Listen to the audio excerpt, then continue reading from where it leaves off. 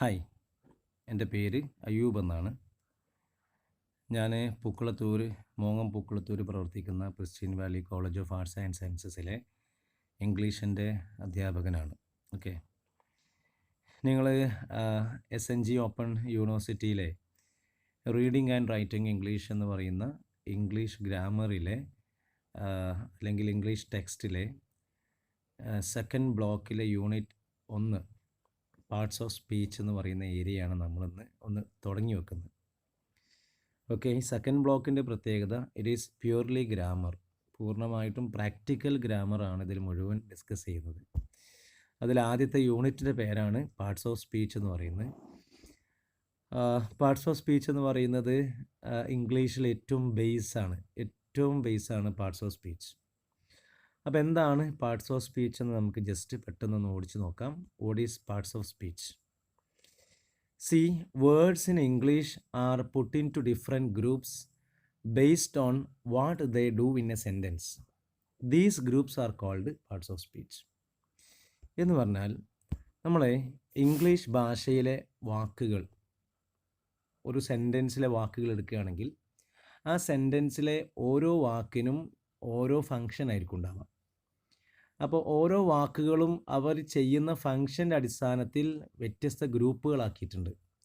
ഈ ഗ്രൂപ്പാക്കി വെച്ചിരിക്കുന്ന ഈ പ്രോസസ്സിനെ വിളിക്കുന്ന പേരാണ് പാർട്സ് ഓഫ് സ്പീച്ച് എന്ന് പറയുന്നത്. ഓക്കെ, ഉദാഹരണം പറയുകയാണെങ്കിൽ നമ്മളൊക്കെ മനുഷ്യന്മാരാണ്. ഈ മനുഷ്യന്മാരായ നമ്മൾ ഓരോ ഡ്യൂട്ടി ചെയ്യുന്നതിനനുസരിച്ച് ഓരോരുത്തരും ഓരോ പേരിലാണ് അറിയപ്പെടുന്നത്. ഫോർ എക്സാമ്പിൾ, ക്ലാസ് എടുക്കുന്ന ഞാൻ അല്ലെങ്കിൽ അധ്യാപകരെ കുറിച്ച് പറയാറുള്ളത് ദേ ആർ ടീച്ചേഴ്സ്. അപ്പോൾ ഞാൻ ക്ലാസ് എടുക്കുന്ന ഒരാളായതുകൊണ്ട് തന്നെ ടീച്ചർ എന്ന് വിളിക്കും. എൻ്റെ ഡ്യൂട്ടി ടീച്ചറാണ്, ടീച്ചിങ് ആണ്, അതുകൊണ്ട് തന്നെ ടീച്ചർ എന്ന് വിളിക്കും. എൻ്റെ മുമ്പിലിരിക്കുന്ന വിദ്യാർത്ഥികളെ അവർ പഠിക്കുന്ന ആളുകളായതുകൊണ്ട് ആ ഗ്രൂപ്പിനെ, ആ തരം വിദ്യാർത്ഥികളെ നമ്മൾ സ്റ്റുഡൻസ് എന്ന് വിളിക്കും. ഇനി ഞാൻ വീട്ടിൽ ചെന്ന് കഴിഞ്ഞാൽ എൻ്റെ കാറ്റഗറി ചിലപ്പം മാറും. എൻ്റെ കാറ്റഗറി മേ ബി ഹസ്ബൻഡ് ആവാം, അല്ലെങ്കിൽ എൻ്റെ അച്ഛൻ്റെ മകനാവാം, എൻ്റെ അനിയൻ്റെ ചേട്ടനാവാം. ഇങ്ങനെ നമ്മളൊക്കെ ചെയ്യുന്ന ഡ്യൂട്ടിക്കനുസരിച്ച് നമുക്കൊക്കെ ഓരോ പേരിട്ട് തന്നിട്ടുണ്ട്. അതേപോലെ തന്നെയാണ് ഒരു സെൻറ്റൻസ് എടുക്കുന്ന സമയത്ത് ആ സെൻറ്റൻസിൽ ഉപയോഗിക്കുന്ന വേർഡ്സ്, ആ വാക്കുകൾ ചെയ്യുന്ന ഡ്യൂട്ടിക്കനുസരിച്ച് അവരെ തരംതിരിച്ചിട്ടുണ്ട്. ഈ തരംതിരിവിനെയാണ് നമ്മൾ പാർട്സ് ഓഫ് സ്പീച്ച് എന്ന് വിളിക്കുക. See, I have an example given below. ഞാൻ ഒരു എക്സാമ്പിൾ തന്നിട്ടുണ്ട്, നോക്കി. I saw a beautiful girl. ഈ സെൻറ്റൻസിൽ we can see there are 5 words in the sentence, അല്ലേ? ഈ സെൻറ്റൻസിൽ നമുക്ക് 5 വാക്കുകളുണ്ട്. ഐ എന്ന് പറയുന്നൊരു വാക്കാണ്, സോ എന്ന് പറയുന്ന മറ്റൊരു വാക്കാണ്, എ ബ്യൂട്ടിഫുൾ ഗേൾ. ഇങ്ങനെ 5 വാക്ക് നമ്മൾ സെൻറ്റൻസ് തന്നിട്ടുണ്ട്. ഇതിൽ ഐ എന്ന് പറയുന്ന ഈ വാക്കും സോ എന്ന് പറയുന്ന ഈ ഓരോ വാക്കുകൾക്കും ഓരോ വ്യത്യസ്ത ഡ്യൂട്ടികളാണ് സെൻറ്റൻസിലുള്ളത്. ഈ ഡ്യൂട്ടിക്കനുസരിച്ച് നമ്മൾ ഇതിനൊക്കെ വേറെ വേറെ പേരിട്ട് കൊടുത്തിട്ടുണ്ട്. അപ്പോൾ ഐ എന്ന് പറയുന്നത് നമുക്ക് പ്രോനൗൺ എന്ന് പറയാം, സോ എന്ന് പറയുന്നത് വേർബ് എന്ന് പറയാം, എ എന്ന് പറയുന്നത് നമുക്ക് ആർട്ടിക്കിൾ എന്ന് പറയാം, ബ്യൂട്ടിഫുൾ എന്ന് പറയുന്നത് നമുക്ക് അഡ്ജക്റ്റീവ് എന്ന് പറയാം, ഗേൾ എന്ന് പറയുന്നത് നൗൺ എന്ന് പറയാം. അപ്പോൾ നോക്കി, ഈ സെൻറ്റൻസിലെ 5 വാക്കുകളും 5 ഡ്യൂട്ടി ചെയ്യുന്നത് കൊണ്ട് ഇതിനൊക്കെ നമ്മൾ വ്യത്യസ്ത കാറ്റഗറി ആക്കി മാറ്റിയിട്ടുണ്ട്. ഇങ്ങനെ നമ്മൾ ഏത് സെൻറ്റൻസ് എടുക്കുകയാണെങ്കിലും അത് ഏതെങ്കിലും ഒരു കാറ്റഗറി, അത് ചെയ്യുന്ന ജോലിക്കനുസരിച്ച് ഏതെങ്കിലും ഒരു കാറ്റഗറിയിൽ ഉൾക്കൊണ്ടിട്ടുണ്ടാവും. ഇങ്ങനെ ഈ പറയുന്ന വേർഡ്സുകളെ ഗ്രൂപ്പാക്കി തിരിക്കുന്നതിനെ വിളിക്കുന്ന പേരാണ് പാർട്സ് ഓഫ് സ്പീച്ച് എന്ന് പറയുന്നത്. ഓക്കെ, അപ്പോൾ നമ്മൾ വാക്കുകളെ അത് ചെയ്യുന്ന ജോലികൾക്കനുസരിച്ച് തരംതിരിച്ചിട്ടുണ്ട്. ഈ തരംതിരിച്ചതിനെ വിളിക്കുന്ന പേരാണെന്ത്? പാർട്സ് ഓഫ് സ്പീച്ച് എന്ന് വിളിക്കുന്നത്. ഓക്കെ, അപ്പോൾ എന്താണ് പാർട്സ് ഓഫ് സ്പീച്ച് എന്ന് മനസ്സിലായിട്ട് വിചാരിക്കുന്നു. ഇനി നമുക്ക് ഇംഗ്ലീഷിൽ എത്ര തരം പാർട്സ് ഓഫ് സ്പീച്ച് ഉണ്ട് എന്ന് ജസ്റ്റ് ഒന്ന് ഓടിച്ചു നോക്കാം. C, the following are the parts of speech in English. ഈ താഴെ തന്നിരിക്കുന്നതാണ് ഇംഗ്ലീഷിൽ പൊതുവായി പറയുന്ന പാർട്സ് ഓഫ് സ്പീച്ച്. ഞാൻ നേരത്തെ പറഞ്ഞു, പാർട്സ് ഓഫ് സ്പീച്ച് കൊണ്ട് ഉദ്ദേശിക്കുന്നത് വാക്കുകളെ തരംതിരിച്ചിട്ടുണ്ട് അവ ചെയ്യുന്ന ഡ്യൂട്ടിക്കനുസരിച്ച്. ഈ തരംതിരിവിനെ വിളിക്കുന്ന പേരാണ് പാർട്സ് ഓഫ് സ്പീച്ച്. ഇംഗ്ലീഷിൽ നമുക്ക് പൊതുവെ എണ്ണാറുള്ളത് 8 പാർട്സ് ഓഫ് സ്പീച്ചാണ്. ഓക്കെ, 8 തരം വാക്കുകൾ, 8 കാറ്റഗറി വാക്കുകളാണ് പൊതുവെ ഇംഗ്ലീഷിലുള്ളത്. നമുക്കങ്ങനെ പറഞ്ഞു പോവുകയാണെങ്കിൽ വളരെ സിമ്പിളായി പറയാം. ഒന്നാമത്തെ നൗണാണ്, ഇതൊക്കെ നിങ്ങൾ ചെറിയ ക്ലാസ്സുകളിൽ കേട്ടിട്ടുണ്ടാവണം. രണ്ടാമത്തത് വേർബാണ്, പിന്നെ അഡ്ജക്റ്റീവാണ്, ആഡ്വേർബാണ്, പ്രോനൗണ്, പ്രിപ്പോസിഷൻ, കൺജങ്ഷൻ, ഇൻ്റർജെക്ഷൻ. ഇത്രയാണ് നമ്മൾ ഇംഗ്ലീഷിൽ പൊതുവെ പറയാറുള്ള പാർട്സ് ഓഫ് സ്പീച്ച് എന്ന് പറയുന്നത്. 8 പാർട്സ് ഓഫ് സ്പീച്ച്. അതായത് ഈ 8 കാറ്റഗറിയിൽ നമ്മളിപ്പോൾ ഒരു സെൻറ്റൻസ് ചെയ്തതാണെങ്കിൽ, for example, I studied English എന്ന് പറയുന്ന ഈ സെൻറ്റൻസ് ഞാൻ എഴുതുകയാണെങ്കിൽ, ഈ സെൻറ്റൻസിലെ ഓരോ വാക്കും ഈ പറയുന്ന 8 കാറ്റഗറിയിലെ ഏതെങ്കിലും ഒരു കാറ്റഗറിയിൽ പെടുന്നതായിരിക്കും. ഇപ്പോൾ ഉദാഹരണം പറയുകയാണെങ്കിൽ നോക്കി, ഐ എന്ന് പറയുന്ന ഈ വാക്ക് ഏത് കാറ്റഗറിയിൽ വരുന്നതെന്നറിയോ? ഈ വാക്ക് പ്രോനൗൺ എന്ന് പറയുന്ന കാറ്റഗറിയിൽ വരുന്നതാണ്. സ്റ്റഡീഡ് എന്ന് പറയുന്ന ഈ വാക്ക് വേർബ് എന്ന് പറയുന്ന കാറ്റഗറിയിൽ വരുന്നതാണ്. ഇംഗ്ലീഷ് എന്ന് പറയുന്ന വാക്ക് നൗൺ എന്ന് പറയുന്ന കാറ്റഗറിയിൽ വരുന്നതാണ്. ഇങ്ങനെ നമ്മൾ ഏത് സെൻറ്റൻസ് എടുക്കുകയാണെങ്കിലും ആ സെൻറ്റൻസിലെ ഓരോ വാക്കും ഇതിൽപ്പെട്ട ഏതെങ്കിലും ഒരു കാറ്റഗറിയിൽ വരുന്നതായിരിക്കും. ഓക്കെ, അപ്പോൾ ഇങ്ങനെ വാക്കുകൾ നമുക്ക് പെട്ടെന്ന് മനസ്സിലാവാൻ, വേർതിരിച്ചറിയാൻ, പെട്ടെന്ന് ഐഡൻറ്റിഫൈ ചെയ്യാൻ വേണ്ടിയിട്ടാണ് നമ്മൾ ഇങ്ങനെ വാക്കുകളൊക്കെ പേര് നൽകിയിട്ടുള്ളത്. നമ്മൾ മനുഷ്യന്മാർക്കൊക്കെ പേര് കൊടുക്കുന്ന പോലെ. ഓക്കെ, അപ്പോൾ ഇത്രയും 8 പാർട്സ് ഓഫ് സ്പീച്ചാണ് നമ്മുടെ ഇംഗ്ലീഷ് ഭാഷയിൽ പൊതുവായിട്ടുള്ളത്.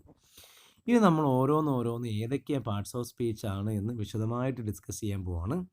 നോക്കിയേ, നമുക്ക് ഒന്നാമത്തെ പാർട്സ് ഓഫ് സ്പീച്ചാണ് നൗൺ എന്ന് പറയുന്നത്. നൗൺ.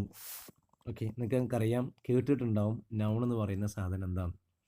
വളരെ സിമ്പിളായി പറയുകയാണെങ്കിൽ, nouns are the words that refer to name of person, places or things, idea. അതായത് നൗൺ എന്ന് പറയുന്നത് ചില വാക്കുകൾ. എന്താ വാക്കിൻ്റെ പ്രത്യേകത?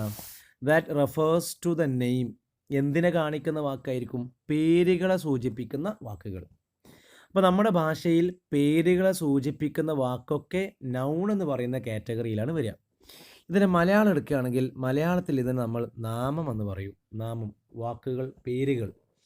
അപ്പം എന്തിൻ്റെയൊക്കെ പേരാ സാധാരണ പറയാറുള്ളത്? നെയിം ഓഫ് എ പേഴ്സൺ, അതൊരു വ്യക്തിയുടെ പേരാവാം. നെയിം ഓഫ് പ്ലേസസ്, സ്ഥലങ്ങളുടെ പേരാവാം. നെയിം ഓഫ് തിങ്സ്, വസ്തുക്കളുടെ, സാധനങ്ങളുടെ പേരാവാം. ഓർ ഐഡിയ, അല്ലെങ്കിൽ നമ്മൾ സാധാരണ പറയുന്ന ആശയങ്ങൾ. ഈ ആശയങ്ങൾക്കൊക്കെ നമ്മൾ പേരിട്ടിട്ടുണ്ടെങ്കിൽ ആ പേരുകളൊക്കെ വിളിക്കുന്നത് നൗൺ എന്നാണ്. ലോകത്ത് നമ്മൾ മനുഷ്യന്മാർ എന്തിനൊക്കെ പേരിട്ടിട്ടുണ്ടോ ആ പേരുകളെ സൂചിപ്പിക്കുന്ന വാക്കൊക്കെ ഒരു നൗണാണ്. ഫോർ എക്സാമ്പിൾ, ഇപ്പോൾ നോക്കി, കൗ എന്ന് പറയുന്നത് 4 കാലിൽ നടക്കുന്ന ആ മൃഗത്തിന് നമ്മൾ ഇട്ടിരിക്കുന്ന ഒരു പേരാണ്. സോ കൗ എന്ന് പറയുന്ന വാക്ക് ഒരു പേരിനെ സൂചിപ്പിക്കുന്നതായതുകൊണ്ട് the word cow is a noun. ഇനി നോക്കിയ വേറൊരു എക്സാമ്പിൾ, പെൻ എന്ന് പറയുന്നത് നമ്മൾ എഴുതാൻ ഉപയോഗിക്കുന്ന ഉപകരണത്തിന് നമ്മൾ കൊടുത്തിരിക്കുന്ന പേരാണ്. ആ പെൻ എന്ന് പറയുന്ന വാക്ക് ഒരു പേരിനെ സൂചിപ്പിക്കുന്നതായതുകൊണ്ട് അതിനെ നമുക്ക് എന്താ പറയുക, ഒരു നൗൺ എന്ന് വിളിക്കാം. ഞാനിവിടെ കുറച്ച് എക്സാമ്പിൾസ് കൊടുത്തിട്ടുണ്ട്. നോക്കി, ഡോഗ് എന്ന് പറയുന്നത് നമുക്കറിയാം, it's A name of N animal. ഒരു മൃഗത്തിൻ്റെ പേരാണ്. മൃഗത്തിൻ്റെ പേരായതുകൊണ്ട് നമുക്കതിനെ എന്ത് വിളിക്കാം? നൗൺ എന്ന് വിളിക്കാം. ഈ ഡോഗ് എന്ന് പറയുന്ന വേർഡ് പേരിനെ സൂചിപ്പിക്കുന്നു. സ്കൂൾ എന്ന് പറയുന്നത് ഒരു ഇൻസ്റ്റിറ്റ്യൂട്ടിൻ്റെ, അല്ലേ, ഒരു സംവിധാനത്തിൻ്റെ പേരാണ് സ്കൂൾ. ആ സ്കൂൾ എന്ന് പറയുന്നത് ഒരു പേരാണ്. ആ പേരായതുകൊണ്ട് അത് നമുക്ക് നൗണിൻ്റെ കാറ്റഗറിയിൽ ഉൾപ്പെടുത്താൻ സാധിക്കും. India is A name of A country, അല്ലേ, ഒരു രാജ്യത്തിൻ്റെ പേര്. ആ പേരിനെ സൂചിപ്പിക്കുന്ന വാക്കാണ് ഇന്ത്യ. നോക്കി, ലവ് എന്ന് പറയുന്നത് ഒരു വികാരത്തിൻ്റെ പേരാണ്. ആ വികാരത്തിന് നമ്മളിട്ടിരിക്കുന്ന പേരാണ് ലവ്. മലയാളത്തിലാണെങ്കിൽ പ്രണയം എന്നൊക്കെ നമ്മൾ പറയും, അല്ലേ. ഈ ലവ് എന്ന് പറയുന്ന വാക്ക് ഒരു പേരിനെ സൂചിപ്പിക്കുന്ന, അല്ലെങ്കിൽ ഒരു വികാരത്തിൻ്റെ പേരായതുകൊണ്ട് നമുക്കതിനെ നൗൺ എന്ന് വിളിക്കാം. ഓക്കെ, അപ്പോൾ ചുരുക്കി പറയുകയാണെങ്കിൽ, നൗണിനെ വളരെ സിമ്പിളായിട്ട് പറയുകയാണെങ്കിൽ, A noun is A naming word. Noun എന്ന് പറയുന്നത് പേരുകൾ കൊടുക്കുന്ന, അല്ലെങ്കിൽ പേരിനെ സൂചിപ്പിക്കുന്ന വാക്കാണ് എന്ന് വളരെ സിമ്പിളായിട്ട് നമുക്ക് മനസ്സിലാക്കാം. ഞാൻ 2-3 എക്സാമ്പിൾസ് കൊടുത്തിട്ടുണ്ട്. നോക്കി, രാജു ലിവ്സ് അറ്റ് കാലിക്കറ്റ്. ഈ സെൻറ്റൻസിൽ നമുക്ക് റെഡെങ്കിൽ ഞാൻ കാണിച്ചിട്ടുണ്ട്. രാജു എന്ന് പറയുന്നത് ഒരാളുടെ പേരാണ്. So Raju is A name. ഇനി കാലിക്കറ്റ് എന്ന് പറയുന്നത് it's A name of A place, അല്ലേ, ഒരു സ്ഥലത്തിൻ്റെ പേരായതുകൊണ്ട് അതും നൗണാണ്. കാലിക്കറ്റ് എന്ന് പറയുന്ന വാക്ക് നൗണാണ്. താഴെ കാണാം അമൽ റാണി. ഈ അമലും റാണിയും രണ്ടാളും ഈ പറയുന്ന വ്യക്തികളുടെ പേരിനെ സൂചിപ്പിക്കുന്ന വാക്കായതുകൊണ്ട് അവർ രണ്ടിനെയും നമുക്ക് നൗണിൻ്റെ കാറ്റഗറിയിൽ ഉൾപ്പെടുത്താം. ദെൻ ഇംഗ്ലീഷ് എന്ന് പറയുന്നതും നൗണാണ്. കാര്യം ഇംഗ്ലീഷ് എന്ന് പറയുന്നത് ഒരു ഭാഷയുടെ പേരാണ്. ഒരു ഭാഷയ്ക്ക് നമ്മൾ കൊടുത്തിരിക്കുന്ന പേര് അല്ലെങ്കിൽ മനുഷ്യർ കൊടുത്തിരിക്കുന്ന പേരാണ് ഇംഗ്ലീഷ്.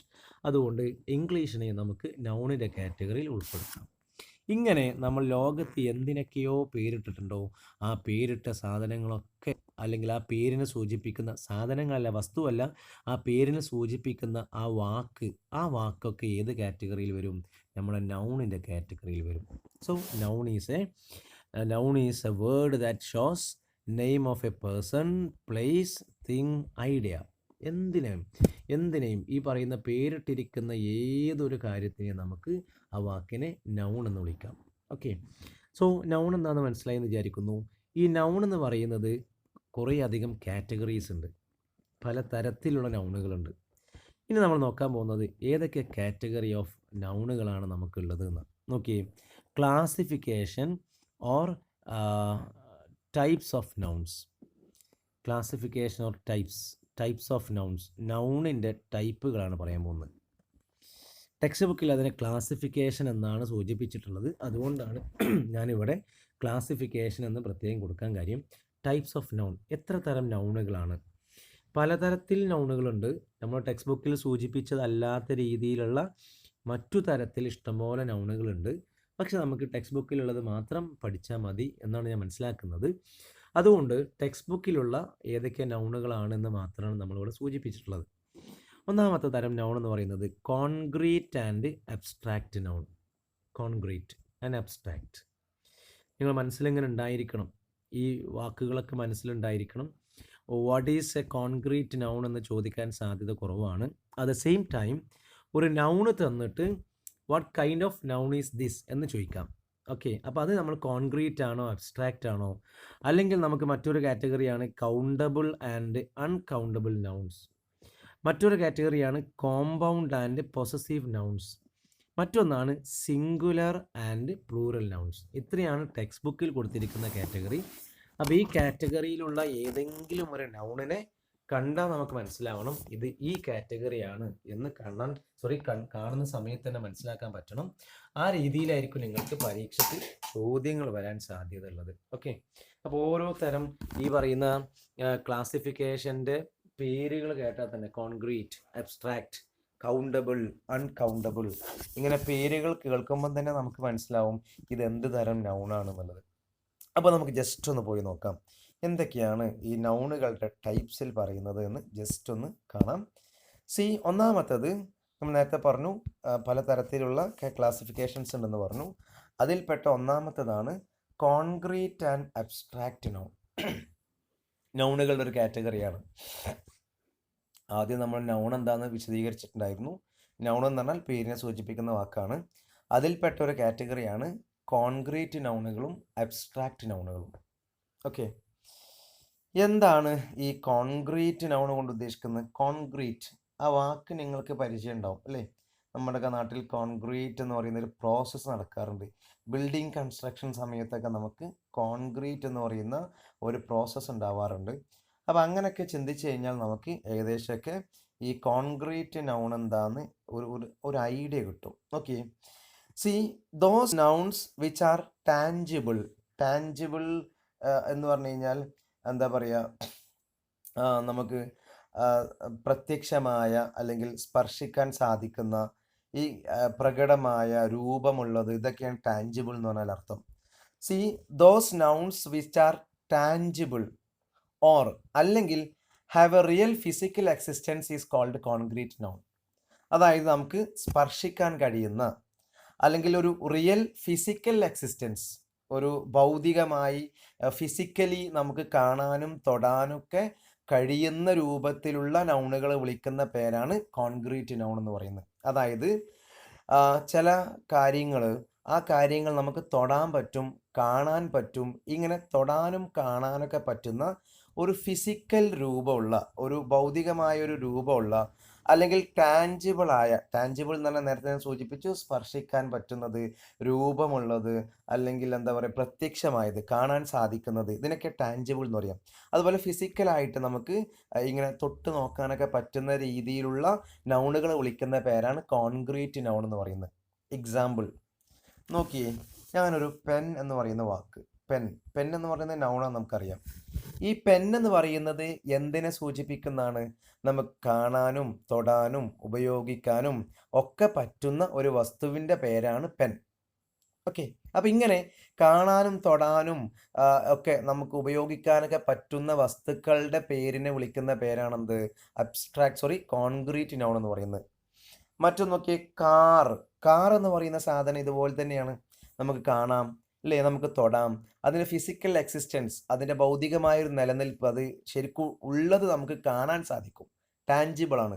അതുകൊണ്ട് അതിനെ നമുക്ക് കോൺക്രീറ്റ് നൗൺ എന്ന് വിളിക്കാം. ഇന്ത്യ നോക്കിയേ, ഇന്ത്യ എന്ന് പറയുന്ന ഒരു രാജ്യം, അല്ലെ? ലോകത്തിൻ്റെ ഗ്ലോബ് പരിശോധിക്കുകയാണെങ്കിൽ ഇന്ത്യ എന്ന് പറയുന്ന രാജ്യം എക്സിസ്റ്റിംഗ് ആണ്, നിലനിൽക്കുന്നുണ്ട്, കാണാൻ പറ്റുന്നതാണ്. നമുക്കതിനെ തൊടാനോ ഇന്ത്യ എന്ന് പറയുന്ന രാജ്യത്ത് ഇങ്ങനെ തൊട്ടറിഞ്ഞ് മനസ്സിലാക്കാൻ സാധിക്കുന്നത് കൊണ്ടും ഇന്ത്യ എന്ന് പറയുന്ന വാക്ക്, ഈ വാക്ക് നൗണാന്ന് നമുക്ക് ഓൾറെഡി അറിയാം. അത് ഏതും തന്നെയാണ് കോൺക്രീറ്റ് നൗണ് എന്ന് വേണമെങ്കിൽ നമുക്ക് പറയാം. മറ്റൊന്ന് സ്റ്റുഡൻസ്. എക്സാമ്പിളാണ് സ്റ്റുഡൻസ്, വിദ്യാർത്ഥികൾ. വിദ്യാർത്ഥികൾ എന്ന് പറയുന്നത് ഒരു സങ്കല്പമല്ല, അല്ലേ? വിദ്യാർത്ഥികൾ എന്ന് പറയുന്നത് നമുക്ക് കാണാൻ പറ്റുന്ന, മനസ്സിലാക്കാൻ പറ്റുന്ന, ഇങ്ങനെ തൊട്ട് നോക്കാനൊക്കെ പറ്റുന്ന ഒരു കൂട്ടം ആളുകളെയാണ് വിദ്യാർത്ഥികൾ എന്ന് നമ്മൾ വിളിക്കാം. അതുകൊണ്ട് തന്നെ വിദ്യാർത്ഥികൾ എന്ന് പറയുന്നതും എന്തിന് എക്സാമ്പിളാണ്? കോൺക്രീറ്റ് നൗണുകൾക്ക് എക്സാമ്പിളാണ്. സോ കോൺക്രീറ്റ് നൗൺ എന്ന് പറഞ്ഞാൽ മറ്റൊന്നല്ല. ഈ കോൺക്രീറ്റ് നൗണുകളെ കുറിച്ച് വിശദമായിട്ടൊന്നും നിങ്ങൾ ടെക്സ്റ്റ് ബുക്കിൽ പറയുന്നില്ല. ജസ്റ്റ് ഒരു സെൻറ്റൻസ് മാത്രമേ പറയുന്നുള്ളൂ. അതുകൊണ്ട് തന്നെയാണ് ഞാനും ഒരു സെൻറ്റൻസിലാണ് ഒതുക്കിയിട്ടുള്ളത്. കാര്യം ഇതിനെക്കുറിച്ച് വിശദമായിട്ട് പരീക്ഷയ്ക്ക് എസ്സേ എഴുതാനൊന്നും പരീക്ഷയ്ക്ക് വരാറില്ല. ഓക്കെ. അപ്പോൾ ജസ്റ്റ് നമ്മൾ മനസ്സിലാക്കി വെക്കുക. കോൺക്രീറ്റ് എന്ന് പറഞ്ഞാൽ നല്ല ഉറച്ച, കാണാൻ പറ്റുന്ന, ഫിസിക്കലി നമുക്കിങ്ങനെ മനസ്സിലാക്കാൻ കഴിയുന്ന ടാഞ്ചിബിൾ ആയിട്ടുള്ള വസ്തുക്കളുടെ പേരിനെ വിളിക്കുന്ന പേരാണെന്ത്? കോൺക്രീറ്റ് നൗൺ എന്ന് വിളിക്കുന്നത്. ഇനി നോക്കി രണ്ടാമത്തത് abstract noun. The nouns which do not have a material shape. ഒരു മെറ്റീരിയൽ ഷേപ്പ് ഇല്ലാത്തത്, ഒരു പ്രത്യേകിച്ച് ഒരു ഷേപ്പ് നമുക്ക് അറിയില്ല. But refer to feelings, ideas, qualities. അതായത് ഫീലിങ്സിനെ കാണിക്കുന്ന, ഐഡിയകളെ കാണിക്കുന്ന, ക്വാളിറ്റിയെ കാണിക്കുന്ന നൗണുകൾ വിളിക്കുന്ന പേരാണ് അബ്സ്ട്രാക്റ്റ് നൗൺ എന്ന് പറയുന്നത്. അബ്സ്ട്രാക്റ്റ്. ഈ അബ്സ്ട്രാക്റ്റ് നൗണുകളെ നമുക്ക് കാണാനോ തൊടാനോ ഒന്നും പറ്റില്ല. നമുക്ക് ആകെ അതിനെ ഫീൽ ചെയ്യാൻ മാത്രമേ പറ്റുള്ളൂ. ഇങ്ങനെയുള്ള ഫീൽ ചെയ്യാൻ മാത്രം പറ്റുന്ന വസ്തുക്കൾ, അല്ലെങ്കിൽ അത്തരം എന്താ പറയുക അനുഭവങ്ങളുടെ പേരാണെന്ത്? ഈ പറയുന്ന അബ്സ്ട്രാക്റ്റ് നൗൺ എന്ന് പറയുന്നത്. ഉദാഹരണം പറയുകയാണെങ്കിൽ നോക്കി, ലവ്. ലവ് എന്ന് പറയുന്നത് ഒരു വികാരത്തിൻ്റെ പേരാണ്, ലവ്.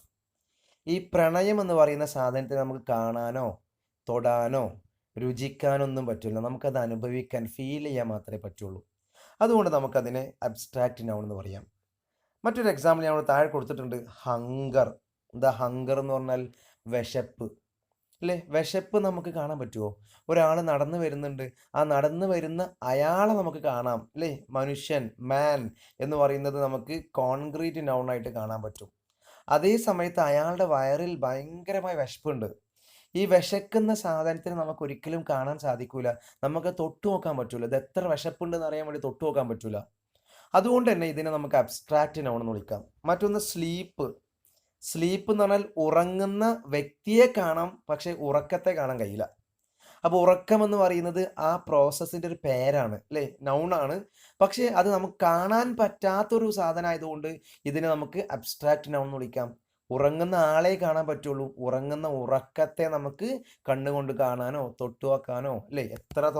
എത്ര ആഴത്തിലാണ് ഇയാൾ ഉറങ്ങുന്നത് എന്ന് നമുക്ക് അളന്നു നോക്കാനൊന്നും പറ്റൂല. അതുകൊണ്ട് അതിനെ നമുക്ക് അബ്സ്ട്രാക്റ്റ് നൗൺ എന്ന് വിളിക്കാം. മറ്റൊന്ന് ഞാൻ നേരത്തെ പറഞ്ഞു, ലവ്.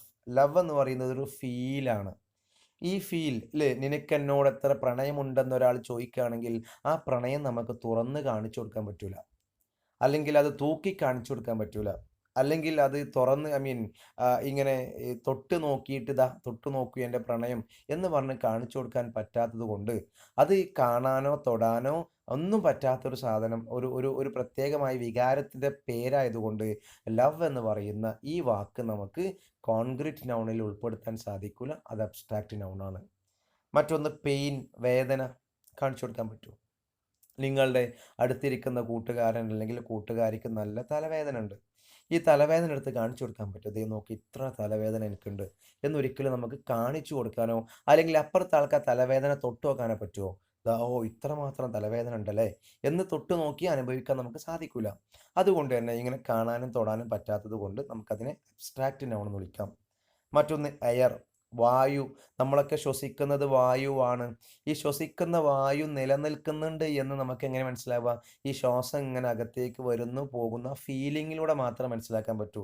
നമുക്കത് കാണാൻ പറ്റൂല. വായുവിനെ നമുക്ക് തൊട്ട് നോക്കാൻ പറ്റൂല. ഇങ്ങനെ കാണാനും തൊടാനും പറ്റാത്ത അനുഭവത്തിലൂടെ മാത്രം അല്ലെങ്കിൽ ചിന്തകളിൽ മാത്രം നിൽക്കുന്ന പേരുകൾ അല്ലെങ്കിൽ നിൽക്കുന്ന ആശയങ്ങളുടെ വികാരങ്ങളുടെ ഒക്കെ പേരിനെ വിളിക്കുന്ന പേരാണ് അബ്സ്ട്രാക്റ്റ് നൗൺ എന്ന് പറയുന്നത്. അപ്പോൾ കോൺക്രീറ്റ് നൗൺ എന്താണ്, അബ്സ്ട്രാക്റ്റ് നൗൺ എന്താന്ന് പറഞ്ഞു. കോൺക്രീറ്റ് നൗൺ എന്ന് പറഞ്ഞാൽ വളരെ സിമ്പിളാണ്. നമുക്ക് തൊടാനും കാണാനും ഒക്കെ പറ്റുന്ന വസ്തുക്കളുടെ പേരിനെ സൂചിപ്പിക്കുക അല്ലെങ്കിൽ പേരിനെയാണ് കോൺക്രീറ്റ് നൗൺ എന്ന് വിളിക്കുക. അബ്സ്ട്രാക്റ്റ് എന്ന് പറയുന്ന ഇത്തരം കാര്യങ്ങൾക്കൊന്നും പറ്റാത്ത ആശയങ്ങളാവാം, അത് ഫീലിങ്സ് ആവാം, അല്ലെങ്കിൽ ക്വാളിറ്റീസ് ആവാം, എന്തും ആവാം. ഇത്തരം സാധനങ്ങളെ വിളിക്കുന്ന പേരാണെന്ത്, അബ്സ്ട്രാക്റ്റ് നൗൺ എന്ന് വിളിക്കുന്നത്. ഓക്കെ, അപ്പോൾ ഈ രണ്ട് ടോപ്പിക്ക് നിങ്ങൾക്ക് മനസ്സിലായിട്ടുണ്ടെന്ന് വിചാരിക്കുന്നു, അബ്സ്ട്രാക്റ്റും കോൺക്രീറ്റും. ഇനി നമുക്ക് ഈ കോൺക്രീറ്റ് നൗണുകൾ നോക്കിയേ. Concrete nouns are classified into 4. നമ്മൾ നേരത്തെ പറഞ്ഞ അബ്സ്ട്രാക്റ്റും കോൺക്രീറ്റിലുള്ള കോൺക്രീറ്റ് നൗണുകൾ നമുക്ക് 4ആയിട്ട് തരംതിരിച്ച് കാണുന്നുണ്ട്. 4 തരം കോൺക്രീറ്റ് നൗണുകളുണ്ട്. അതിൽപ്പെട്ട ഒരു നൗണാണ് പ്രോപ്പർ നൗൺ. ആ വാക്ക് തന്നെ ഉണ്ട് എന്താ അതുകൊണ്ട് ഉദ്ദേശിക്കുന്നത്, പ്രോപ്പറായ. പ്രോപ്പർ എന്ന് പറഞ്ഞാൽ കൃത്യമായത് എന്നർത്ഥം. കൃത്യമായ പേരുകളെ നമ്മൾ പ്രോപ്പർ നൗൺ എന്ന് പറയുന്ന കാറ്റഗറിയിൽ ഉൾപ്പെടുത്തും. കൃത്യമായ പേര് എന്ന് പറഞ്ഞാൽ മനസ്സിലായിട്ടില്ല. നോക്കിയേ, ഇപ്പോൾ ഉദാഹരണം പറയുകയാണെങ്കിൽ നമുക്ക് ഒരു പട്ടി, എക്സാമ്പിൾ ഒരു പട്ടി. ഈ പട്ടി എന്ന് പറയുമ്പം ഡോഗ് എന്ന് പറയുന്ന ഈ സാധനം ഇതൊരു നൗണാണ്, സംശയമില്ലല്ലോ. ഡോഗ് ഈസ് എ നൗൺ, ഒരു സംശയമില്ല. ഈ ഡോഗിന് ഡോഗ് എന്ന് പറയുമ്പോൾ നമുക്ക് ഏത് ഡോഗും ആവാം. അതേ സമയത്ത് ഡോഗിന് ഞാൻ CID മൂസയിലൊക്കെ പറഞ്ഞ പോലെ അർജുൻ എന്ന് പറയുന്ന ഒരു പേരിട്ടിട്ടുണ്ടെന്ന് വിചാരിക്കാം. അപ്പം ഈ അർജുൻ എന്ന് പറയുമ്പം പിന്നെ നമ്മൾ അർജുൻ എന്ന് പറയുന്നതോടുകൂടി നമ്മുടെ മനസ്സിൽ ഏതെങ്കിലും ഒരു പട്ടിയല്ല വരിക. ആരെ വരിക? ഈ സ്പെസിഫിക് ആയ ഒരു പ്രത്യേകമായ ഈ പട്ടിയുടെ ചിത്രം അല്ലെങ്കിൽ ആ ഒരു ഓർമ്മയായിരിക്കും നമ്മുടെ മനസ്സിലേക്ക് വരിക. ഇങ്ങനെ കൃത്യമായി നമ്മൾ ഒരു പ്രത്യേകമായി പേരിട്ട് കൊടുത്തിട്ടുണ്ടെങ്കിൽ അത്തരം പേരുകളെ വിളിക്കുന്നതാണ് പ്രോപ്പർ നൗൺ എന്ന് പറയുന്നത്. ഓക്കെ, ഇപ്പൊ നോക്കി, ഫ്രണ്ട് എന്ന് പറയുക. ഫ്രണ്ട് എന്ന് പറയുന്നത് ഒരു നൗണാണ്. അതേസമയം ഫ്രണ്ട് എന്ന് ഞാൻ വെറുതെ ഞാൻ എൻ്റെ ഫ്രണ്ടിനെ കണ്ടു എന്ന് പറയുമ്പോൾ അത് ഏത് ഫ്രണ്ടും ആവാം. അത് ഇന്ന ഫ്രണ്ട് എന്നില്ല, കുറേ നാട്ടിലുള്ള എല്ലാവർക്കും ഫ്രണ്ട്സ് ഉണ്ട്, പല രീതിയിൽ ഫ്രണ്ട്സ് ഉണ്ടായിരിക്കും. അപ്പോൾ ഫ്രണ്ട് എന്ന് പറയുമ്പോൾ അത് പ്രോപ്പർ അല്ല. അത് ഏത് ഫ്രണ്ട് നമ്മൾ എക്സാക്റ്റ് ആയിട്ട് കൃത്യമായി സ്പെസിഫിക് ആയി പറയണ്ട. ഇപ്പം എൻ്റെ ഫ്രണ്ടിൻ്റെ പേര് ഉദാഹരണം പറയുകയാണെങ്കിൽ രാഹുൽ എന്ന് വിചാരിക്കുക. രാഹുൽ എന്ന് പറയുന്ന ഈ വാക്ക് പറയുന്നതോടുകൂടി ഇത് ഏത് ഫ്രണ്ടാന്ന് കൃത്യമായി, അങ്ങനെ കൃത്യമായി പേര് നൽകിയിരിക്കുന്ന നൗണുകളെ വിളിക്കുന്ന പേരാണ് പ്രോപ്പർ നൗൺ. ഇവിടെ എന്താ ഡെഫിനേഷനിൽ പറയുന്നത് നോക്കി. A proper noun is the name of A specific person. അത് നമ്മൾ ഇട്ട് കൊടുത്തിരിക്കുന്ന ഒരു പ്രത്യേക വ്യക്തിയുടെ പേരാവാം, പ്ലേസ് ഒരു സ്ഥലത്തിൻ്റെ പേരാവാം, ഓർ തിങ് അല്ലെങ്കിൽ ഏതെങ്കിലും ഒരു വസ്തുവിൻ്റെ പേരാവാം. പക്ഷേ നമ്മൾ പേരിട്ടിരിക്കണം. ഞാനൊരു സ്ഥലത്തേക്ക് പോകാന്ന് പറയുമ്പോൾ ആ സ്ഥലം എന്ന് പറയുന്നത് ഒരു നൗണാണ്, പക്ഷെ പ്രോപ്പർ അല്ല. അതേസമയം ഞാൻ കോഴിക്കോട് പോകാന്ന് പറയുമ്പം കോഴിക്കോട് എന്ന് പറയുന്ന വാക്ക് നമ്മളൊരു പ്രത്യേക സ്ഥലത്തിന് മാത്രം ഇട്ട് കൊടുത്തിരിക്കുന്ന പ്രോപ്പറായ പേരായതുകൊണ്ട് നമുക്കതിനെ പ്രോപ്പർ നെയിം എന്ന് വിളിക്കാം. ഓക്കെ, ഞാൻ അവനെ കണ്ടു എന്ന് പറയുന്നിടത്ത് ഈ അവനെ മാറ്റിയിട്ട് ഞാൻ സുഹൈലിനെ കണ്ടു എന്ന് പറയുമ്പം സുഹൈൽ എന്ന് പറയുന്നത് ഒരു വ്യക്തിക്ക് നമ്മൾ ഇട്ട് കൊടുത്തിരിക്കുന്ന പ്രോപ്പറായ പേരാണ്. സുഹൈൽ എന്ന് പറയുമ്പോൾ പിന്നെ നമ്മൾ മറ്റാരുമായിട്ട് അവനെ മാറാൻ സാധ്യതയില്ല. സുഹൈൽ എന്നുള്ളത് പ്രോപ്പറാണ്, സ്പെസിഫിക് ആണ്. അത് നമ്മൾ വ്യക്തിക്ക് ഇട്ട് കൊടുത്തിരിക്കുന്ന ആ വ്യക്തിക്ക് മാത്രം കൊടുത്തിരിക്കുന്ന പേരാണ് സുഹൈൽ. അതുകൊണ്ട് അതിനെ പ്രോപ്പർ എന്ന് വിളിക്കാം, പ്രോപ്പർ നൗൺ എന്ന് വിളിക്കാം. തിങ്സ് നോക്കിയേ, നമ്മൾ ചില ആളുകൾക്ക് ഒരു ശീലം ഉണ്ടെന്ത്, അവരുപയോഗിക്കുന്ന സാധനങ്ങൾക്കൊക്കെ ചിലപ്പോൾ പേരിടും. ഓക്കെ, ഉദാഹരണം പറയുകയാണെങ്കിൽ ഞാനൊരു പേന ഉപയോഗിക്കുന്നുണ്ട്. ഓക്കെ, ഇതെൻ്റെ പേനയാണ്. ഈ പേന എനിക്ക് അത്ര ഇഷ്ടമാണ്. അത്ര ഇഷ്ടപ്പെട്ട് എനിക്ക് വേണ്ടപ്പെട്ട ഒരാൾ തന്ന ഗിഫ്റ്റായി തന്ന ഒരു പേന എന്ന് വിചാരിക്കാം. ഈ പേനയ്ക്ക് പെൻ എന്ന പേരാണ് നമ്മൾ വിളിക്കുന്നതെങ്കിൽ ഇത് പ്രോപ്പറാന്ന് പറയാൻ പറ്റില്ല. കാരണം പെൻ എന്ന് പറഞ്ഞാൽ ഈ കാറ്റഗറിയിലുള്ള എല്ലാ വസ്തുക്കളുടെ പേരും പെന്നാണ്. ഞാൻ ഈ പെന്നിന് ജോണി എന്നുള്ളൊരു പേരിട്ടെന്ന് വിചാരിക്കാം. ജോണിക്കുട്ടൻ, ജോണി. ഇങ്ങനെ ഞാൻ ജോണി എന്ന് ആ പേനയ്ക്ക് ഒരു പേരിട്ട് കൊടുത്തിട്ടുണ്ടെങ്കിൽ ആ ജോണി എന്നുള്ള വാക്ക് പ്രോപ്പർ നൗണാണ്. ഓക്കെ, സോ നമ്മൾ വളരെ സിമ്പിളായി പറയാം. നമ്മൾ വ്യക്തികൾക്കും സ്ഥലങ്ങൾക്കും വസ്തുക്കൾക്കൊക്കെ പേരിട്ട് കൊടുത്താൽ ആ കൃത്യമായൊരു പേര് കൊടുത്തിട്ടുണ്ടെങ്കിൽ ആ പേരിനെയാണ് നമ്മൾ എന്ത് വിളിക്കുക? പ്രോപ്പർ നൗൺ എന്ന് വിളിക്കുക. Okay, proper noun. ആ പേര് സ്പെസിഫിക് ആയി നമ്മൾ പറയുന്നുണ്ടെങ്കിൽ ആ പേരിനെ വിളിക്കുന്ന പേരാണ് പ്രോപ്പർ നൗൺ. ഈ പ്രോപ്പർ നൗൺ ഒരു പ്രത്യേകമായ പേരായതുകൊണ്ട് ഇതിനൊരു വേറൊരു പ്രത്യേകത ഉണ്ട്. എന്താണെന്നറിയോ? നമ്മൾ പ്രോപ്പർ നൗണുകൾ എഴുതുന്ന സമയത്ത് നോക്കി, it always begins with a capital letter. Proper നൗണുകൾ എഴുതുമ്പോൾ എപ്പോഴും അതിൽ ആദ്യത്തെ ലെറ്റർ ക്യാപിറ്റൽ ആയിരിക്കണം. ഫോർ എക്സാമ്പിൾ, നമ്മൾ എൻ്റെ പേര് അയ്യൂബ് എന്ന് ഞാൻ നേരത്തെ പറഞ്ഞു. അയ്യൂബ് എന്ന് എഴുതുമ്പം എൻ്റെ പേര് പ്രോപ്പറാണ്, കൃത്യമായ പേരാണ്. എനിക്ക് മാത്രം ഇട്ടെന്ന, എൻ്റെ വീട്ടിൽ എനിക്ക് മാത്രം ഇട്ടെന്ന പേരാണ്. അതുകൊണ്ട് നോക്കി അതിന് ഫസ്റ്റ് ലെറ്റർ നമ്മൾ ക്യാപിറ്റൽ കൊടുക്കണം. ഞാൻ നേരത്തെ പറഞ്ഞു കോഴിക്കോട് എന്ന് പറയുന്നത്, അത് നമ്മൾ ആ ഒരു സ്ഥലത്തിന് വേണ്ടി മാത്രം ഇട്ടെടുത്ത പേരായതുകൊണ്ട് കോഴിക്കോടിൻ്റെ ആദ്യത്തെ കെ എന്തായിരിക്കണം? ക്യാപിറ്റൽ ആയിരിക്കണം. ഡൽഹി, ഡൽഹി എന്ന് പറയുന്ന ഒരു പ്രത്യേകമായ സ്ഥലത്തിൻ്റെ പേരായതുകൊണ്ട് ഡൽഹിയുടെ ആദ്യത്തെ ലെറ്റർ ക്യാപിറ്റൽ ആയിരിക്കണം. ഇങ്ങനെ proper nouns always begin with a capital letter. എപ്പോഴും ഒരു ക്യാപിറ്റൽ ലെറ്ററിലായിരിക്കും നമ്മൾ പ്രോപ്പർ നൗണുകൾ ആരംഭിക്കേണ്ടത്. ഞാൻ കുറച്ച് എക്സാമ്പിൾസ് കൊടുത്തിട്ട് നോക്കിയേ. വ്യക്തികളാണെങ്കിൽ Rahul is an example, Nehru, Mary, ഇതൊക്കെ ഓരോ വ്യക്തികൾക്ക് നമ്മൾ ആ പ്രത്യേകമായ വ്യക്തികൾക്ക് വേണ്ടി മാത്രം ഇട്ടുകൊടുത്ത പേരായതുകൊണ്ട് അതിനെ നമുക്ക് പ്രോപ്പർ നൗൺ നോക്കി. രാഹുലിൻ്റെ R ക്യാപിറ്റലാണ്, നെഹ്റുവിൻ്റെ N ക്യാപിറ്റലാണ്, മാരിയുടെ M ക്യാപിറ്റലാണ്. മറ്റൊന്ന് പ്ലേസ്, സ്ഥലങ്ങൾക്ക് എക്സാമ്പിളാണ് കേരള. കേരള എന്ന് പറയുന്നത് ഇന്ത്യയിൽ വേറെ കേരള ഇല്ല, പ്രത്യേകമായ ഒരു സ്ഥലത്തിന് വേണ്ടി ഇട്ട് കൊടുത്തിരിക്കുന്ന പേരാണ് കേരള.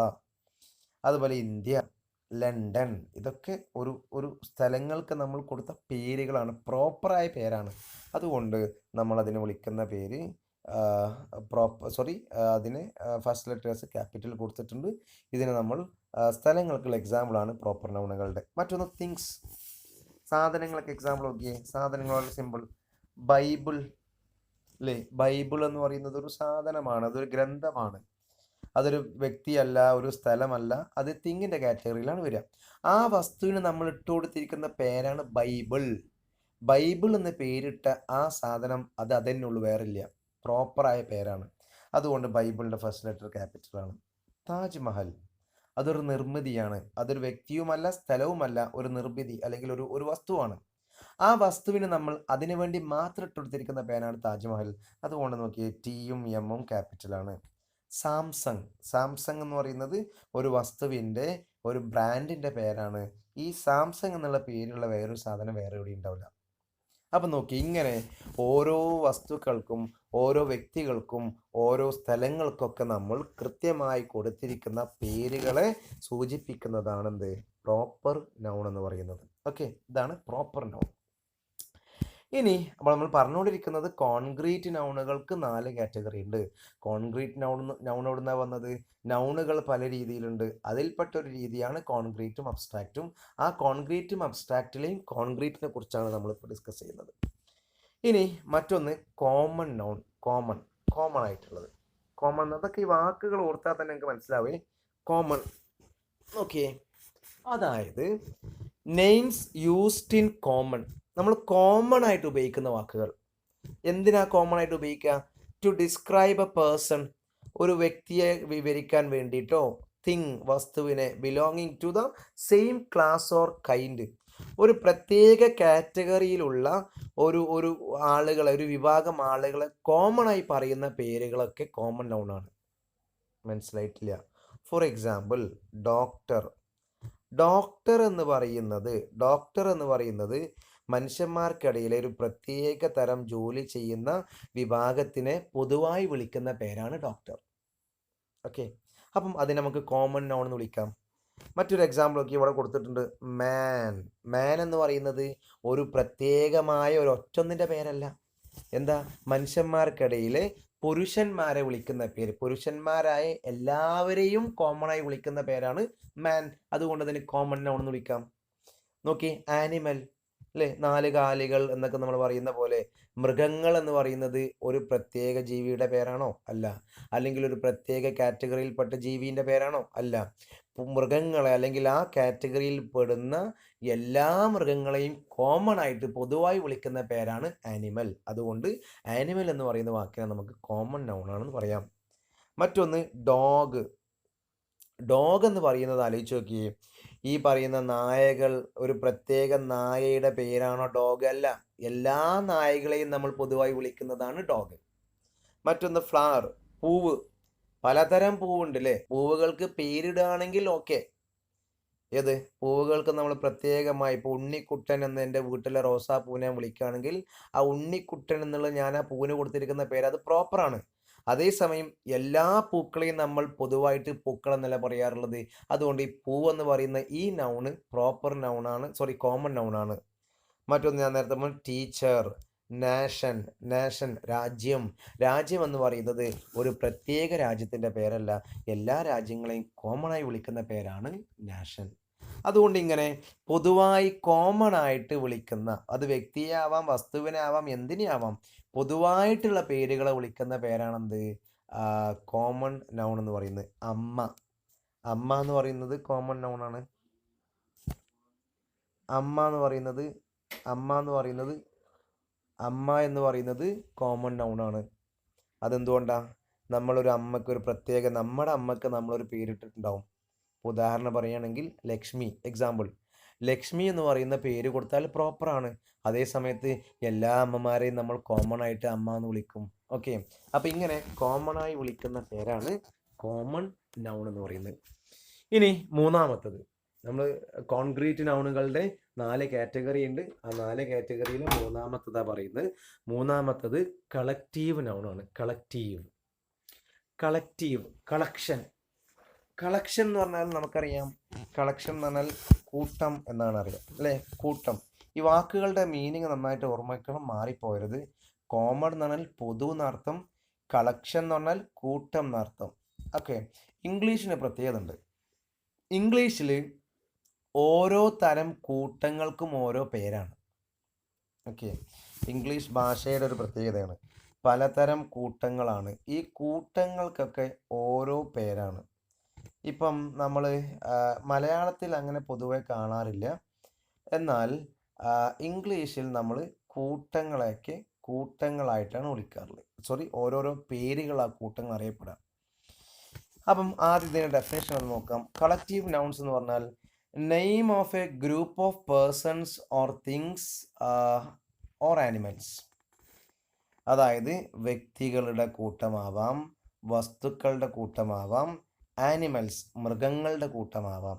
കൂട്ടത്തിന് വിളിക്കുന്ന പേരാണ് കളക്റ്റീവ് നൗൺ. ശ്രദ്ധിക്കണം, കളക്ഷൻ എന്ന് പറഞ്ഞാൽ കൂട്ടം എന്നാണ് അർത്ഥം, കോമൺ എന്ന് പറഞ്ഞാൽ പൊതു എന്നർത്ഥം. രണ്ടും തമ്മിൽ മാറിപ്പോയരുത്. കൂട്ടങ്ങൾക്ക്, ഇത് ഇംഗ്ലീഷിൻ്റെ ഒരു പ്രത്യേകതയാണ്. പക്ഷിക്കൂട്ടങ്ങൾക്കൊരു പേരുണ്ട്, ജനക്കൂട്ടത്തിനൊരു പേരുണ്ട്, കന്നുകാലികളുടെ കൂട്ടത്തിനൊരു പേരുണ്ട്, ചാവിക്കൂട്ടത്തിനൊരു പേരുണ്ട്. ഇങ്ങനെ തുടങ്ങിയിട്ട് ഇഷ്ടം പോലെ പലതരത്തിലുള്ള കൂട്ടങ്ങൾക്കൊക്കെ ഓരോരോ പേരാണ് ഇംഗ്ലീഷിൽ ഉപയോഗിക്കുന്നത്. അതുകൊണ്ട് തന്നെ ഈ കൂട്ടങ്ങൾ വിളിക്കുന്ന പേരാണെന്ത്? ഈ പറയുന്ന കളക്റ്റീവ് നൗൺ എന്ന് പറയുന്നത്. ഓക്കെ, താഴെ ഞാൻ എക്സാമ്പിൾസ് കൊടുത്തിട്ടുണ്ട്, നോക്കൂ. എന്താണ് എക്സാമ്പിൾസ്? ഒന്നാമത്തത് പീപ്പിൾ. ജനങ്ങളിൽ തന്നെ പലതരം കൂട്ടങ്ങളുണ്ട്. ഉദാഹരണം പറയുകയാണെങ്കിൽ ടീം. ടീം എന്ന് പറയുന്നത് ഒരു പ്രത്യേക കൂട്ടത്തെ വിളിക്കുന്ന പേരാണല്ലോ. ഈ ടീം എന്ന് പറയുന്ന നൗണാണ്. നൗൺ എന്തിനെ സൂചിപ്പിക്കാന്ന്? കൂട്ടത്തെ സൂചിപ്പിക്കുന്നതാണ്. അതുകൊണ്ട് അതിനെ കളക്റ്റീവ് നൗൺ വിളിക്കാം. മറ്റൊന്ന് ക്ലാസ് അല്ലേ? ക്ലാസ് ഒരു തരം കൂട്ടമല്ലേ? നമ്മൾ ഇന്ന ക്ലാസ്സിലിരിക്കുന്ന കുട്ടികൾ എന്ന് പറയുമ്പം ആ ഒരു കൂട്ടത്തിനെ വിളിക്കുന്ന പേരാണ് first class, second class, third class. അതൊരു കൂട്ടത്തിൻ്റെ പേരാണ്. ആ കൂട്ടത്തിൻ്റെ പേരായതുകൊണ്ട് അതിനെ വിളിക്കുന്ന പേര് കളക്റ്റീവ് നൗൺ എന്നാണ്. മറ്റൊന്ന് നോക്കി, ക്രൗഡ്. ഒന്നുമില്ലാത്ത ജനക്കൂട്ടം, ഒരു പ്രത്യേക ലക്ഷ്യമില്ലാത്ത അല്ലെങ്കിൽ ഒരു പ്രത്യേക കാറ്റഗറി അല്ലാത്ത ജനക്കൂട്ടത്തെ വിളിക്കുന്ന പേരാണെന്ത്? ക്രൗഡ്, ആ കൂട്ടത്തിന് വേണ്ടി മാത്രമുള്ള പേരാണ് ക്രൗഡ്. മറ്റൊന്ന് ഫാമിലി, അല്ലേ? നമ്മളൊക്കെ കുടുംബത്തോടു കൂടി താമസിക്കുന്ന സമയത്ത് ആ ഒരു സാധനത്തിനെ വിളിക്കുന്ന പേരാണ് ഫാമിലി, ആ കൂട്ടം. ഇതൊക്കെ മനുഷ്യന്മാരുടെ കൂട്ടങ്ങളാണ്. ഓരോ തരം കൂട്ടങ്ങൾക്കും ഓരോ പേരാണ്. അപ്പോൾ കൂട്ടത്തിൻ്റെ പേരിനെ വിളിക്കുന്ന പേരാണ് കളക്റ്റീവ് നൗൺസ്. ഇനി മൃഗങ്ങൾക്കിടയിലുള്ള കൂട്ടങ്ങൾ നോക്കിയേ. ഹേർഡ്. ഹേർഡ് എന്ന് പറഞ്ഞാൽ ഈ പശുക്കളുടെ കന്നുകാലികളുടെ കൂട്ടത്തിനെ വിളിക്കുന്ന പേരാണ് ഹേർഡ്. ഹേർഡ് ഓഫ് കൗസ് എന്ന് പറയാറുണ്ട്. ഇനി ഫ്ലോക്ക് എന്ന് പറഞ്ഞാൽ പക്ഷിക്കൂട്ടത്തിന് വേണ്ടി മാത്രം വിളിക്കുന്ന പേര്. നമ്മളെന്ത് ചെയ്യും? കന്നുകാലി കൂട്ടം എന്ന് പറയും, പക്ഷികളുടെ കൂട്ടം പക്ഷിക്കൂട്ടം എന്ന് പറയും, അല്ലെങ്കിൽ മൃഗങ്ങളുടെ കൂട്ടം എന്ന് പറയും, ജനക്കൂട്ടം എന്ന് പറയും. ഒക്കെ നമുക്ക് കുറേ കാര്യങ്ങൾ കൂട്ടം വെച്ചിട്ട് കൂട്ടിച്ചേർക്കലാണ്. പക്ഷെ ഇംഗ്ലീഷുകാരെ സംബന്ധിച്ച് അങ്ങനെയല്ല. ഓരോ കൂട്ടത്തിനും ഓരോ തരം വേർഡ് ഉണ്ട്. പക്ഷികളുടെ കൂട്ടത്തിന് എന്താ പറയുക? ഫ്ലോക്ക് എന്ന് പറയും. അതുപോലെ ചെന്നായകളുടെ കൂട്ടത്തിന് പാക്ക് എന്ന് പറയും. ഓക്കെ. ദെൻ തിങ്സ്, സാധനങ്ങൾ എടുക്കുകയാണെങ്കിൽ ഒന്ന് ചാവിക്കൂട്ടം. ചാവിക്കൂട്ടത്തിന് ബഞ്ച് ഓഫ് കീസ് എന്ന് പറയുക. ഈ ചാവിക്ക് മാത്രമല്ല, പച്ചക്കറി ഒനിയൻസ്, ബഞ്ച് ഓഫ് ഒനിയൻസ് എന്ന് പറയും. അല്ലെങ്കിൽ പൂക്കളുടെ കൂട്ടത്തിന് ബഞ്ച് ഓഫ് ഫ്ലവേഴ്സ് എന്നാണ് പറയാറുള്ളത്. ഇങ്ങനെ പൊതുവെ കൂട്ടങ്ങളുടെ പേരാണ്. അതായത് വസ്തുക്കളുടെ കേസിലാണെങ്കിൽ ചാവി, പൂക്കൾ, പച്ചക്കറി, ഫ്രൂട്ട്സ്, ഇതിനൊക്കെ കൂട്ടമായിട്ട് വിളിക്കുന്നതിന് ബഞ്ച് എന്നാ പറയുക. ബഞ്ച്. ഈ ബഞ്ച് എന്ന് പറയുന്നത് കളക്റ്റീവ് നൗൺ ആണ്. ഇനി ടൂൾസിൻ്റെ കൂട്ടത്തിന് സെറ്റ് എന്നാ പറയുക. സെറ്റ്, SET, സെറ്റ് എന്ന് പറയും. ഇനി ബുക്കിൻ്റെ കൂട്ടത്തിന് പൈൽ ഓഫ് ബുക്സ്, അല്ലേ? കൂമ്പാരം എന്നൊക്കെ പൈലിൻ്റെ അർത്ഥം. അപ്പം ബുക്കുകൾ കൂട്ടമാക്കി വെച്ചിട്ടുണ്ടെങ്കിൽ ആ കൂട്ടത്തിന് നമ്മൾ വിളിക്കുന്ന പേര് പൈൽ എന്നാണ്. അപ്പോൾ ഈ പൈൽ എന്തിന് എക്സാമ്പിളാണ്? കളക്റ്റീവ് നൗണിന് എക്സാമ്പിളാണ്. ഓക്കെ. ഇതാണ് കളക്റ്റീവ് നൗൺസ് കൊണ്ട് ഉദ്ദേശിക്കുന്നത്. ഇനി നാലാമത്തെ last one, material noun. Material വളരെ സിമ്പിളാണ്, വാക്ക് തന്നെ ഉണ്ട്. മെറ്റീരിയൽ നമ്മൾ സാധാരണ പറയാറില്ലേ, ബിൽഡിംഗ് എടുക്കുന്ന സമയത്ത് മെറ്റീരിയൽ അടിക്കണം. മെറ്റീരിയൽ എന്ന് പറഞ്ഞാൽ അതിൽ സിമെൻ്റ് ഉണ്ട്, അതിൻ്റെ കമ്പി ഉണ്ട്, അതിൻ്റെ എന്താ പറയുക, മെറ്റൽ ഉണ്ട്, മണലുണ്ട്. ഇതൊക്കെ ഓരോ മെറ്റീരിയലാണ്. അതേപോലെ തന്നെ ഇപ്പോൾ ഉദാഹരണം പറയാൻ മറ്റൊരു എക്സാമ്പിൾ പറയുകയാണെങ്കിൽ, നമ്മൾ ഒരു ഒരു ഒരു ചെയർ ഉണ്ടാക്കുകയാണെങ്കിൽ ആ ചെയറിലേക്ക് നമുക്ക് മരം, അല്ലേ? മരം, വുഡ് ഒരു മെറ്റീരിയലായി പറയാം. ഇനി പ്ലാസ്റ്റിക്കിൻ്റെ ചെയർ ആണെങ്കിൽ ആ പ്ലാസ്റ്റിക് ചെയർ ഉണ്ടാക്കാൻ ഉപയോഗിക്കുന്ന മെറ്റീരിയൽ പ്ലാസ്റ്റിക് ആണ്. പ്ലാസ്റ്റിക്കിനെ നമുക്ക് ഒരു മെറ്റീരിയൽ എന്ന് വിളിക്കാം. ഇങ്ങനെ മെറ്റീരിയലായിട്ട് ഉപയോഗിക്കുന്ന സാധനങ്ങളുടെ പേരിനെയാണ് മെറ്റീരിയൽ നൗൺ എന്ന് വിളിക്കേണ്ടത്. അപ്പോൾ നോക്കിയേ, നെയിം ഓഫ് എ മെറ്റീരിയൽ, അതൊരു മെറ്റീരിയലിൻ്റെ പേരാവാം. Substance or thing we use to make things, നമ്മൾ സാധനങ്ങൾ ഉണ്ടാക്കാൻ ഉപയോഗിക്കുന്ന വസ്തുക്കളുടെ പേരിനെ വിളിക്കുന്ന പേരാണെന്ത്? ഈ പറയുന്ന മെറ്റീരിയൽ നൗൺ എന്ന് പറയുന്നത്. ഓക്കെ. അപ്പം അത് മെറ്റീരിയലുകളുടെ പേരാവാം, അല്ലെങ്കിൽ സബ്സ്റ്റൻസുകളുടെ പേരാവാം. സബ്സ്റ്റൻസ് എന്ന് പറഞ്ഞാൽ ഈ വസ്തുക്കൾ. ഓക്കെ. എന്തെങ്കിലും വസ്തുക്കളുടെ പേരാവാം, അല്ലെങ്കിൽ പദാർത്ഥം എന്ന് പറയാം. ഇതൊക്കെ എൻ്റെ അർത്ഥമാണ്. അതുപോലെ തന്നെ തിങ്, ഏതെങ്കിലും സാധനങ്ങൾ. ഇതൊക്കെ എന്തിനു വേണ്ടിയിട്ടാണ്? We use to make things, നമ്മൾ എന്തെങ്കിലും സാധനം ഉണ്ടാക്കാൻ വേണ്ടി ഉപയോഗിക്കാം. ഉദാഹരണം പറയുകയാണെങ്കിൽ ഓർണമെൻറ്റ്സ്, ആഭരണങ്ങൾ ഉണ്ടാക്കാൻ വേണ്ടി ഉപയോഗിക്കുന്ന മെറ്റീരിയൽ പെട്ട ഒന്നാണ് ഗോൾഡ്. സോ ഗോൾഡ് ഒരു മെറ്റീരിയൽ നൗണാണ്. വെള്ളി, സിൽവർ മെറ്റീരിയൽ നൗണാണ്. കാര്യം ഈ ആഭരണം ഉണ്ടാക്കാൻ ഉപയോഗിക്കുന്ന മെറ്റീരിയലാണ്. So it can be natural. ഈ മെറ്റീരിയൽ നൗണ് പ്രകൃതിയാ ഉള്ളതും ആവാം, മാൻ മെയ്ഡ് മനുഷ്യന്മാരുണ്ടാക്കുന്നതും ആവാം. എക്സാമ്പിൾസ് ഉണ്ട്. നാച്ചുറൽ മെറ്റീരിയൽസ് ആണ് ഒന്ന് ഗോൾഡ്, സിൽവർ, വാട്ടർ, അല്ലേ? വെള്ളം ഒരു മെറ്റീരിയലാണ്. ഭക്ഷണം പാചകം അല്ലെങ്കിൽ കഴിക്കുന്ന ഭക്ഷണം ഉണ്ടാക്കാൻ ഉപയോഗിക്കുന്ന ഒരു മെറ്റീരിയലാണെന്ത്? വെള്ളം. സോ എയർ, അതുപോലെ കോട്ടൺ, ഇതൊക്കെ പ്രകൃതിയിൽ നിന്ന് നമുക്ക് കിട്ടുന്ന മെറ്റീരിയൽസ് ആണ്. അപ്പോൾ പ്രകൃതിയിൽ നിന്ന് കിട്ടുന്ന ഈ മെറ്റീരിയൽസിൻ്റെ പേരാണെന്ത്? ഈ പറയുന്ന മെറ്റീരിയൽ നൗൺ കൊണ്ട് ഉദ്ദേശിക്കുന്നത്. ഇനി മറ്റൊന്ന് മാൻ മെയ്ഡ് മെറ്റീരിയൽസ് ആണ്. Example plastic, glass, paper, cement. ഇതൊക്കെ മനുഷ്യന്മാർ ഉപയോഗിക്കുന്ന, അല്ലെങ്കിൽ മനുഷ്യന്മാർ മറ്റു വസ്തുക്കൾ ഉണ്ടാക്കാൻ ഉപയോഗിക്കുന്ന മെറ്റീരിയൽസിൻ്റെ പേരായതുകൊണ്ട് അതിന് മെറ്റീരിയൽ നൗൺ എന്ന് വിളിക്കാം. ഇനി ടെക്സ്റ്റ് ബുക്കിലെ എക്സാമ്പിൾസ് ആണ് ഇവിടെ coir, soil, wood, gold, etcetera. ഇത് ടെക്സ്റ്റ് ബുക്കിൽ തന്നിരിക്കുന്ന എക്സാമ്പിൾസ് ആണ്. സോ ഇതിനൊക്കെ വിളിക്കുന്ന പേരാണ് മെറ്റീരിയൽ നൗൺ എന്ന് വിളിക്കുന്നത്. അപ്പോൾ ഇതാണ് നമ്മുടെ കോൺക്രീറ്റ് നൗണിൻ്റെ 4 കാറ്റഗറി എന്ന് പറയുന്നത്. സോ ഇതോടുകൂടി നമ്മൾ ഈ ഒരു സ്ലൈഡ് അല്ലെങ്കിൽ ഈ ഒരു എന്താ പറയുക സെക്ഷൻ അവസാനിപ്പിക്കുകയാണ്. ജസ്റ്റ് ഞാനൊന്ന് ഓടിച്ചു പോകുന്നുണ്ട് എന്താണെന്ന് എടുത്തെന്നുള്ളത്. പാർട്സ് ഓഫ് സ്പീച്ച് എന്താണെന്ന് പറഞ്ഞു. പാർട്സ് ഓഫ് സ്പീച്ച് എന്ന് പറഞ്ഞാൽ ഓരോ വാക്കുകളെയും തിരിച്ചറിയാൻ വേണ്ടി നമ്മൾ അതിൻ്റെ ചെയ്യുന്ന ജോലിക്കനുസരിച്ച് ഒരു സെൻറ്റൻസിലെ ഓരോ വാക്കിനും കൊടുത്തിരിക്കുന്ന പേരിനെയാണ് പാർട്സ്, അല്ലെങ്കിൽ ആ ഗ്രൂപ്പിനെയാണ് പാർട്സ് ഓഫ് സ്പീച്ച് എന്ന് വിളിക്കുന്നത്. പാർട്സ് ഓഫ് സ്പീച്ച് ഇംഗ്ലീഷിൽ 8 ആ 8 നമുക്ക് ഏറ്റവും പ്രധാനമായിട്ട് ആദ്യം പഠിക്കാനുള്ളത് നൗണാണ്. നൗൺ എന്ന് പറയുന്നത് വ്യക്തിയുടെയോ സ്ഥലത്തിൻ്റെയോ വസ്തുവിൻ്റെയോ ആശയത്തിൻ്റെയൊക്കെ പേര്, എന്തിനൊക്കെ പേരിട്ടോ ആ പേരിനെ സൂചിപ്പിക്കുന്ന വാക്കാണ് നൗൺ എന്ന് പറയുന്നത്. നൗണിന് 4 ക്ലാസിഫിക്കേഷൻ ഉണ്ട്. ഒന്ന് കോൺക്രീറ്റ് ആൻഡ് അബ്സ്ട്രാക്റ്റ് ആണ്, മറ്റൊന്ന് കൗണ്ടബിൾ ആൻഡ് അൺകൗണ്ടബിൾ ആണ്, മറ്റൊന്ന് കോമ്പൗണ്ട് ആൻഡ് പൊസസീവ് ആണ്, ദെൻ സിംഗുലർ ആൻഡ് പ്ലൂറൽ. അതിൽ നമ്മൾ കോൺക്രീറ്റ് ആൻഡ് അബ്സ്ട്രാക്റ്റ് നൗണിനെ കുറിച്ച് പറഞ്ഞു. നമുക്ക് തൊടാനും കാണാനും പിടിക്കാനൊക്കെ പറ്റുന്ന നൗണുകളെയാണ് കോൺക്രീറ്റ് നൗൺ എന്ന് വിളിക്കുന്നത്. നമുക്ക് അനുഭവിക്കാൻ മാത്രം പറ്റുന്ന നൗണുകളെയാണ് അബ്സ്ട്രാക്റ്റ് നൗൺ എന്ന് വിളിക്കുന്നത്. ഈ കോൺക്രീറ്റ് നൗണുകൾക്ക് വീണ്ടും 4 ക്ലാസിഫിക്കേഷൻ ഉണ്ട്. അതിലൊന്ന് പ്രോപ്പർ ആണ്. പ്രോപ്പർ നൗൺ എന്ന് പറഞ്ഞാൽ കൃത്യമായി നമ്മൾ പേരിട്ട് നൽകിയിരിക്കുന്ന സാധനങ്ങളുടെ പേരിനെയാണ് പ്രോപ്പർ നൗൺ എന്ന് വിളിക്കുന്നത്. മറ്റൊന്ന് കോമൺ നൗൺ എന്ന് പറഞ്ഞാൽ പൊതുവായി വിളിക്കുന്ന ഓരോ വസ്തുക്കളുടെയും അല്ലെങ്കിൽ സാധനങ്ങളുടെയും പൊതുവായ പേരിനെയാണ് കോമൺ നൗൺ എന്ന് വിളിക്കുന്നത്. കളക്റ്റീവ് നൗൺ എന്ന് പറഞ്ഞാൽ കൂട്ടങ്ങളെ വിളിക്കുന്ന പേരാണ് ലാസ്റ്റ് വൺ. മെറ്റീരിയൽ നൗൺ എന്ന് പറഞ്ഞാൽ നമ്മൾ ഉപയോഗിക്കുന്ന സാധനങ്ങൾ ഉണ്ടാക്കാൻ ഉപയോഗിക്കുന്ന മെറ്റീരിയൽസിനെ വിളിക്കുന്ന പേരാണ് മെറ്റീരിയൽ നൗൺ. ഓക്കെ, ഇത്രയാണ് നമ്മൾ ഇന്ന് എടുക്കുന്നത്. ഇതോടുകൂടി നമ്മൾ ഈ സെഷൻ ഇവിടെ അവസാനിപ്പിക്കുകയാണ്. Thank you for listening and watching. By.